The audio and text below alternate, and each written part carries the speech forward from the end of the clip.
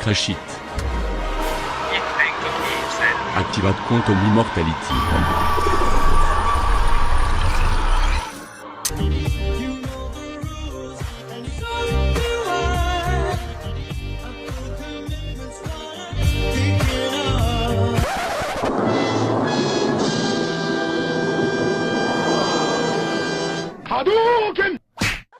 What's going on, guys? It's K-Dub here with another episode of Crypto Zombie. So today is Wednesday, it's hump day, and for the second week in a row now, we have a beautiful green day on a Wednesday.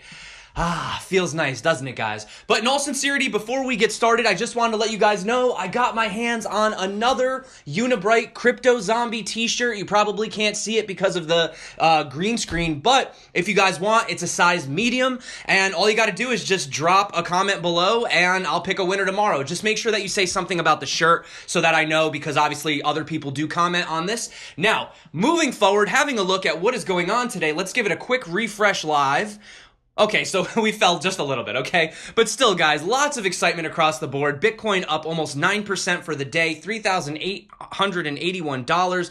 XRP up almost 15%, 38 cents. Ethereum is finally up over $100. If we come down here, looks like Bitcoin Cash has moved up above Litecoin yet again with a 35% increase. So pretty incredible what has happened, just in the past week, guys. So if we have a look at the biggest gainers of the day, we have Monacoin up a whopping 65%, Stratus up 53%. Now, there was some rumors about some news that Stratus had, but they weren't releasing it or something like that. So maybe now that's available. Worst case scenario, we'll cover that tomorrow. There's also Waves, Bitcoin Cash, Digitex, List, Populous, Verge, Augur, and Mixin. So this is what we're looking at right here, guys. I mean, we pretty much bottomed out. Right down here, we touched that 3,200 and just boom, bounced right back up. Guys, I made a video the other day that was saying why we can't go below 3,000, and a lot of people were criticizing it, but we literally touched the spot where all of those buy orders were, and we bounced right back up. Although, we do have to take it with a grain of salt. Zooming out, guys, currently we find ourselves right here, which if we go all the way back, looks like we're sitting around September prices of last year. So for everybody that was really looking for those cheap discounts, well, now's your opportunity, not financial advice.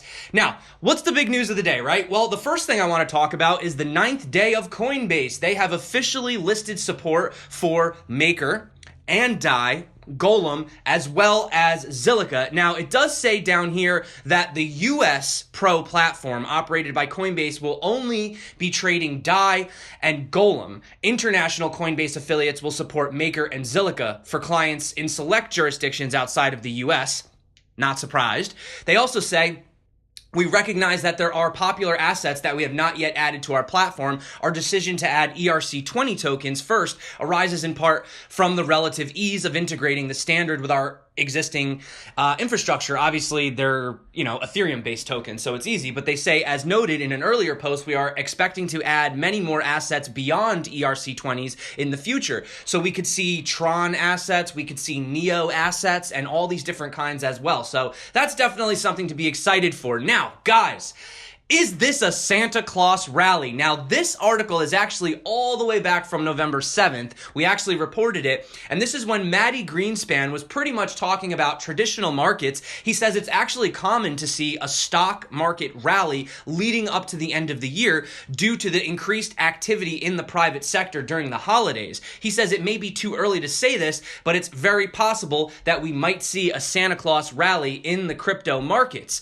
Now, scrolling down, you guys can see this is actually before we took that big plummet. But he says, in any case, the fire doesn't usually care where the spark comes from. Upward momentum has a way of snowballing in financial markets, no matter what the drivers of the momentum may have originally been. So, in other words, just as quickly as we ran up to the top, we also can run down to the bottom, but we can also run back up to the top. You see what I'm saying? So in today's article, he basically comes back out and says that the crypto markets rally could have come as investors are looking to reduce their exposure by closing out high-risk sell positions before the holidays. As evidence to back up his theory, he pointed out that Bitcoin Cash is up the most among the cryptos, which we saw just before. So when Crypto Globe asked Maddie whether it's too early for the crypto community to celebrate the rally and whether the market had actually found a bottom, he pretty much said that this is an excellent setup for the market to try and form a bottom. We may have a Santa Claus rally. After all, will be quite interesting to see how it plays out. Now, I want to talk about this guy, the trader who absolutely nailed the top. Okay, this guy pretty much sold at the top of the top.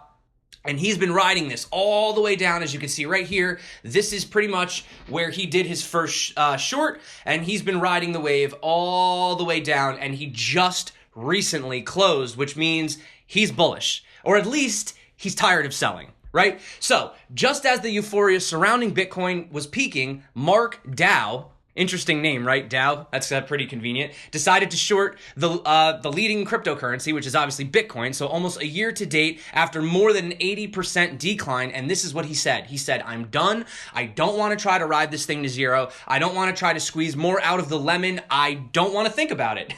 It seemed like the right time. So he's a former International Monetary Fund economist, and he pretty much announced Tuesday via his Twitter that he's saying goodbye to the short position, and he's already taken a few profits already. So obviously the 2017 run-up that Bitcoin's price had was attributed to the fact that a lot of people didn't really understand the tech. You know, their friends were telling them to buy, the prices were going up. So unfortunately, when you don't really understand the tech, you just kind of speculate, well, we know what happens. We literally saw what happened. So he finally concluded by saying they just saw it going up. They wanted a piece of it. People's imagination can run farther than they are tethered to the facts when they don't understand the issue, he said. It allowed the bubble to be much larger and much more violent. He says, I saw psychological hallmarks of it, and there came a point where it looked like the fever was breaking. So there you guys go. Pretty much the guy that sold the top is now closing his position and saying, let's go. Let's do this, all right? So what else is going on? Well, you have Mike K. Amori, the CEO of Quoine. If you guys don't know what that is, it's a Japanese-based crypto exchange, and he was speaking on an interview with Bloomberg TV, and he said that he actually thinks that we will surpass the all-time high of 20K next year. A lot of people are saying that's probably not going to happen. In fact, we're probably going to go sideways for the next, well, some people are saying it could be for the next 6 months to a year, okay? But he pretty much blamed the current state in the crypto market to basically saying there's nothing new. He said there's nothing to catalyst, there's nothing to propel the market forward. However, he did predict that things would probably pick up next year, and not even just speaking on, Bakkt and Fidelity and NASDAQ, but he's actually speaking in Japan alone. He says these Japanese exchanges have adapted to new regulations, and the country's crypto landscapes is preparing for an entrance of industry players. So it's not just the US. You're seeing other countries actually preparing for this as well. And when they asked him, do you think we've seen the bottom? Is this it? Like, are we just going up from here? He said, I don't know. But when you look at historical patterns and where things are going, I think the bottom is near. He argued that while he expected Bitcoin to rebound in the later stages of this year, that may not happen immediately. However, he did go on to say that the arrival of all these different things, including what's going on in Japan and the US, and a host of other investor-focused products basically coming out all over the place. I mean, we've been talking about this over in all these different countries. You're going to see a lot of new momentum and sentiment, and this could possibly drive the price up due to this new demand. Now, obviously, we also Spencer Bogart, he was over on CNBC the other day, and he says that he thinks it's a great opportunity to buy right now. He goes, could we go lower? Absolutely. Anywhere from 2,000 to 1,000 is still in the cards. But he says that it would be a fantastic buying opportunity. He doesn't even say like, oh, that's a bad thing. He says when we look back in 24 months from now, even 12 months from now, we're probably going to be asking ourselves, why the heck didn't we buy the dip? Okay? Which is, how it goes. When people don't sell when it's high, they go, I wish I sold. And when it's low and they don't buy, they go, I wish I bought. That's just the way that it goes. The other thing that you have to look at too is during this time, the global macroeconomic landscape has spun out of control. Now, this is actually from Mike Novogratz. Yet again, we love talking about Mike, right? And he was saying that this is stemming from growing debt and an ongoing trade war between the United States and China. So it's created a bit of a storm of uncertainty, and certain assets that are closely tied to a country's overall economic and political views are definitely affecting things, but the overall global economic climate may also have an effect on Bitcoin's price as well, as investors are looking to reduce their risk in potential, looming recession, because we don't know. You're hearing a lot of gloom and doom globally. obviously, France is having a lot of issues. We've seen what's been going on in Venezuela and Argentina and all these other things as well. So, taking into consideration cryptocurrency's powerful price volatility and the fact that you've seen coins pretty much fall in 98%. Cryptocurrencies, unfortunately, still are deemed as an extremely risky asset class, even Bitcoin alone, which is hilarious because people in the space are like, well, I'm not going to buy Bitcoin. Bitcoin, what am I going to get, like 5%, 6%? But in the real world, Bitcoin is very volatile. Like the altcoins that, we trade, people would just say that's suicide. That's the most riskiest gambling of all time, right? So it's definitely interesting. But Novogratz says that, despite all this that's been going on with Bitcoin, he actually says that he thinks it's still going to maintain a great store of value. And he says that I'm certain we will have a digital store of wealth. And I predict it's going to be Bitcoin. Now, why Bitcoin, right? Why Bitcoin? Why not any of these other tokens? Well, you could see what companies like Blockstream are doing. For example, guys, they've just put, they've been doing this actually. They have satellites in space, so now most of the world should be able to use Bitcoin without the actual internet. So as you can see right here, it says blockchain technology company Blockstream revealed the second phase of its satellite-based Bitcoin communications project, Blockstream Satellite. So part of the plan to provide free private Bitcoin sending and receiving without the need for an internet connection is already in place. The company now provides satellite coverage of the Asia-Pacific region. So a major proponent of Bitcoin's Lightning Network implementation, Blockstream also unveiled an API to allow broadcast of data via blockchain satellites with fees paid via the protocol. They say developers promised the API would go live for users in January. So it looks like January is just going to be massive. Q1 and Q2 of 2019,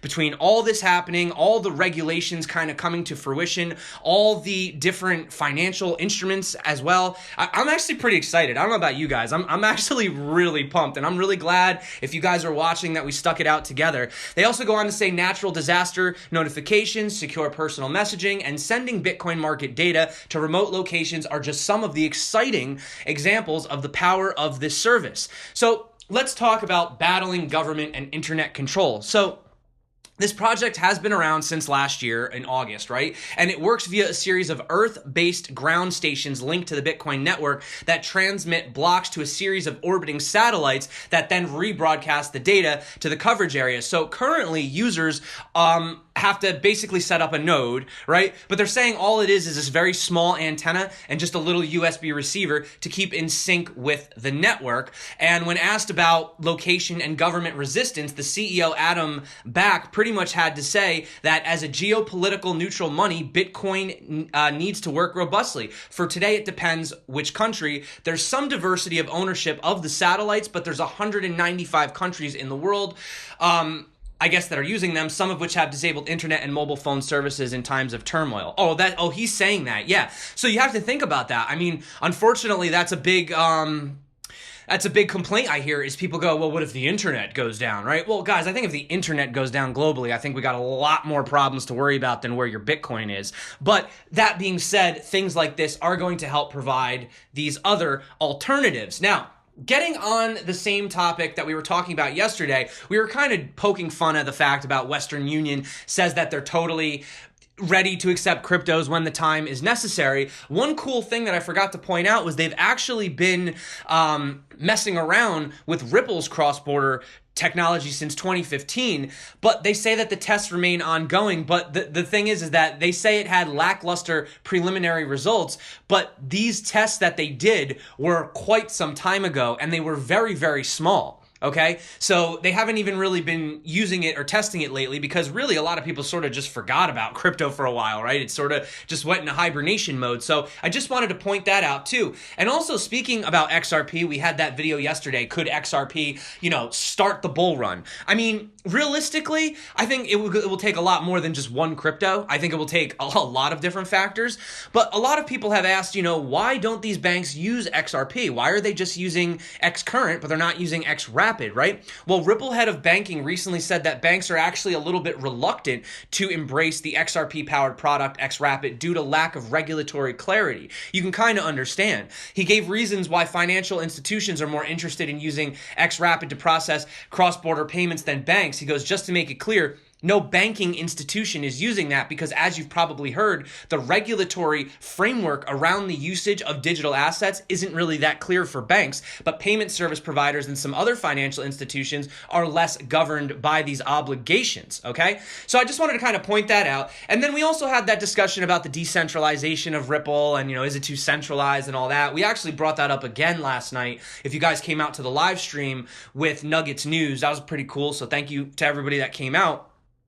Brad Garlinghouse, they had an AMA the other day, which is an Ask Me Anything, and the CEO of Ripple was there, and he said when they asked him basically about XRP in general, he says, I think it's very clear that XRP is not a security. There's a whole bunch of base layer reasons for that. One of the most important, I think, is if Ripple, the actual company, were to ever shut down, XRP trades over 100 exchanges around the world, and XRP will continue to trade. Ripple is one important participant in the ecosystem, but there are a whole bunch of participants. So I just wanted to kind of clarify that, just adding on to the video from yesterday. If you didn't watch the video yesterday, and you're interested, we go into a lot of different topics and discussions about Ripple and XRP and all this other stuff, so definitely check that out if you guys haven't. Now, speaking of controversies in cryptocurrencies, right? How about Tether? So I'm not sure if you guys are aware of it, if you're new to the channel, if you're not, there was a huge conspiracy, a lot of rumors running around about Tether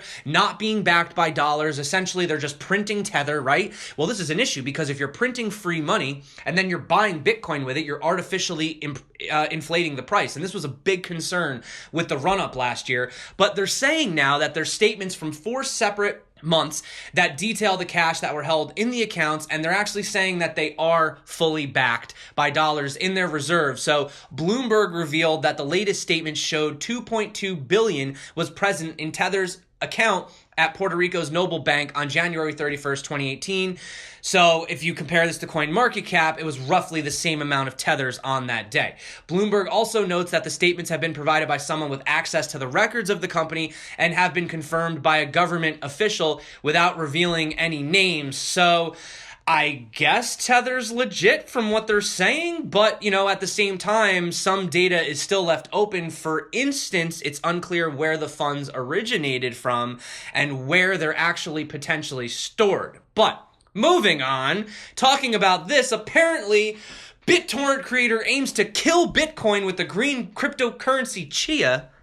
Like the pet? Like the seed? Okay. So Cohen's newest creation, this is Bram Cohen, a cryptocurrency known as Chia, which bills itself as green money for a digital world, is the very antithesis of Bitcoin. So unlike Bitcoin, which uses the electricity guzzling proof of work consensus mechanism, however, it is the safest and it's never been breached, the Chia cryptocurrency uses proof of space,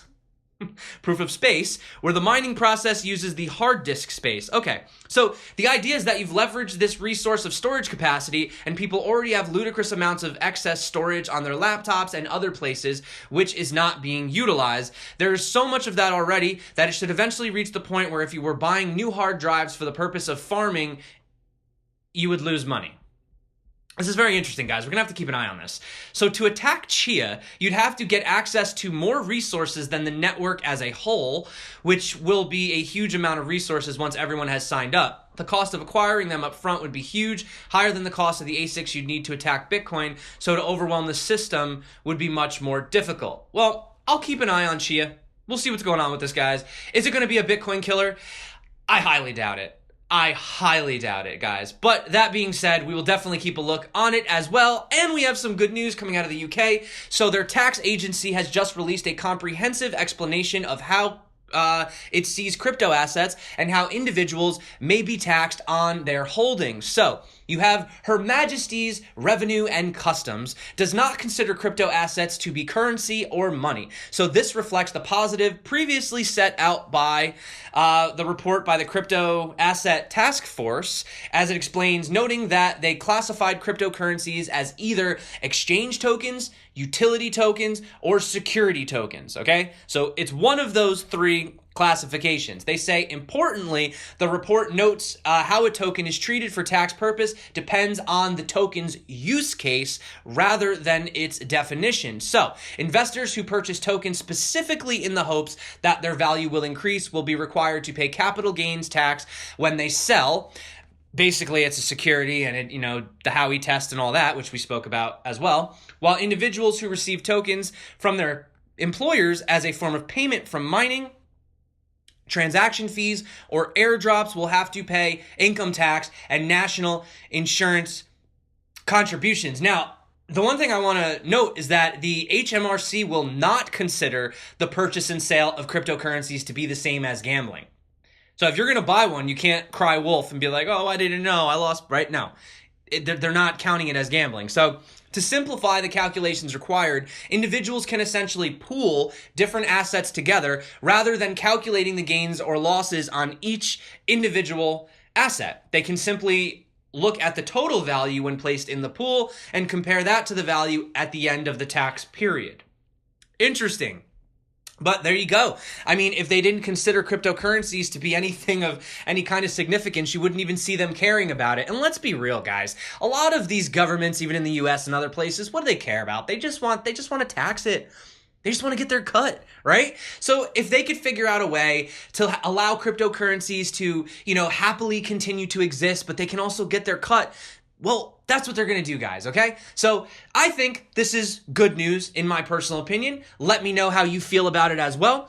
And that being said, guys, I just want to remind you that the evolution of money is inevitable, okay? So eventually we're going to move on. We had barter, coin, metal, notes, cash, card, e-payments, and now we find ourselves at the next forefront, okay?